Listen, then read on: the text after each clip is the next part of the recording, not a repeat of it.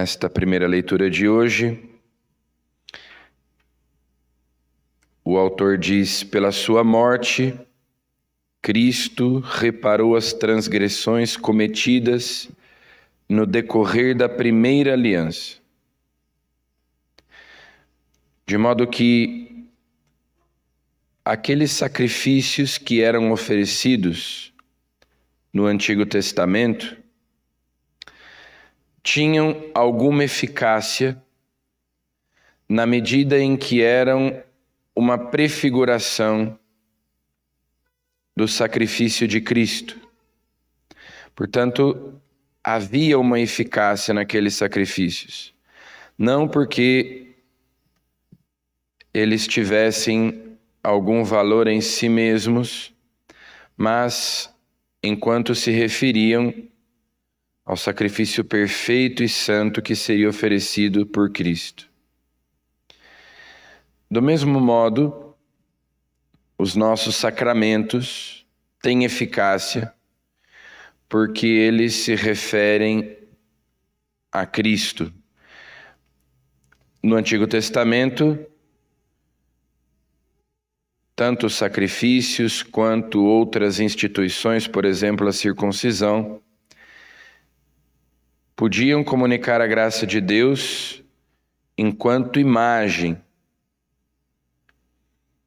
Agora, os nossos sacramentos comunicam a graça de Deus porque se referem a Cristo, porque tem no sacrifício de Cristo a sua fonte, a sua origem.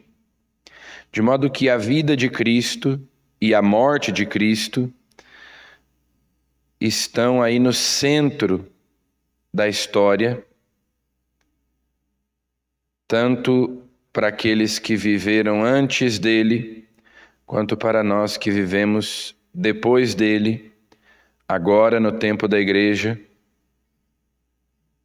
A vida de Cristo, a morte de Cristo são o centro e todas as graças que nós recebemos derivam dele, sobretudo do seu sacrifício, da sua entrega livre, voluntária, amorosa. Não apenas na Eucaristia, mas em todos os sacramentos, o sangue de Cristo é aplicado a cada um de nós. No batismo, na confissão, em qualquer sacramento, aqueles méritos de Cristo conquistados na sua cruz são aplicados a nós. Ele é o sumo e eterno sacerdote. No Evangelho de hoje, os mestres da lei diziam que Jesus estava possuído pelo príncipe dos demônios. Jesus expulsava os demônios pelo dedo de Deus, ou seja, pelo poder do Espírito Santo. Inclusive, Jesus diz: se é pelo dedo de Deus que eu expulso os demônios, então o reino de Deus chegou. No entanto, eles atribuíam as curas, os exorcismos que Jesus fazia, não ao Espírito Santo, mas a um espírito maligno. E Jesus, então, diz que há um pecado que não tem perdão, que é o pecado contra o Espírito Santo. O pecado contra o Espírito Santo é a impenitência, é a dureza de coração, é a incredulidade, a falta de contrição, a falta de arrependimento. Esse pecado nos impede de nos abrirmos à graça de Deus. O Espírito Santo é o santificador, é o Espírito Santo que convence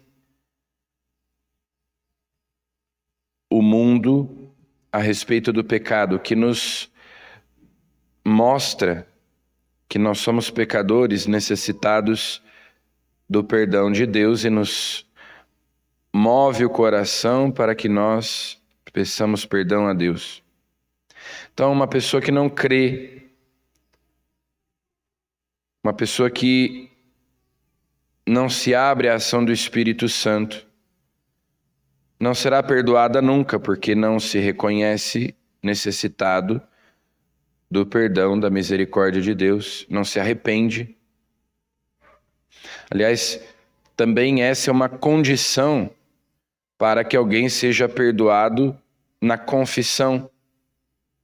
Uma pessoa que se confessa, mas não está arrependida, não tem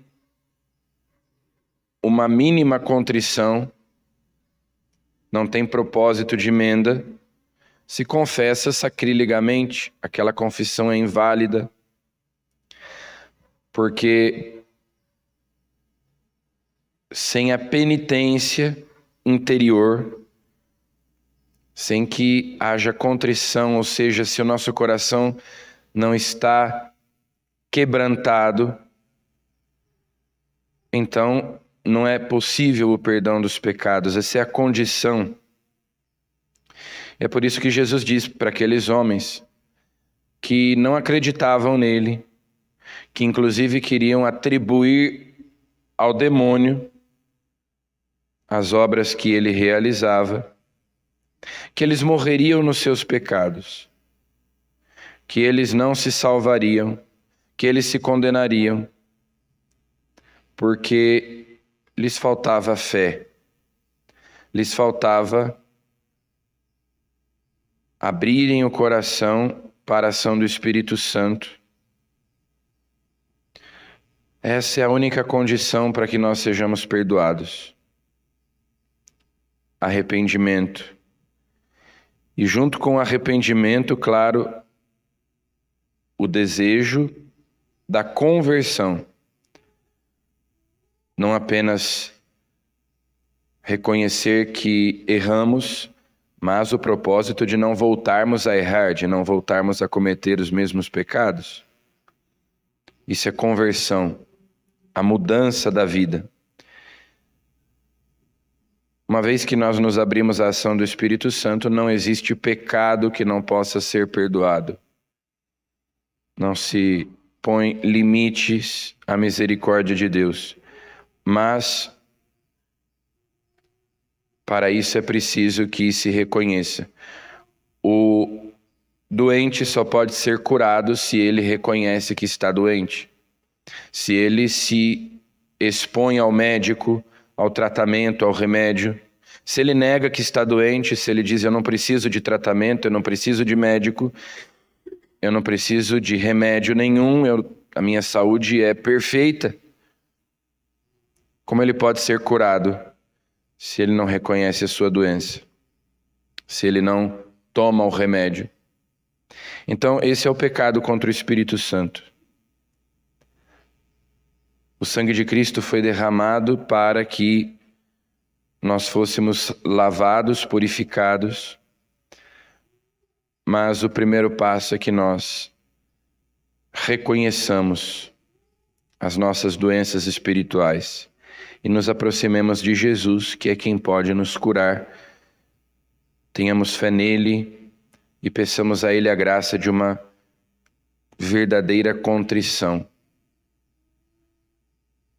Celebrando esta Santa Missa, peçamos a ele que a sua misericórdia venha sobre nós e que nós sejamos esclarecidos pela sua palavra e convencidos de que somos pecadores, de que temos necessidade do seu perdão, da sua misericórdia, e que, se nós com confiança nos aproximamos dele, seremos purificados de todo pecado.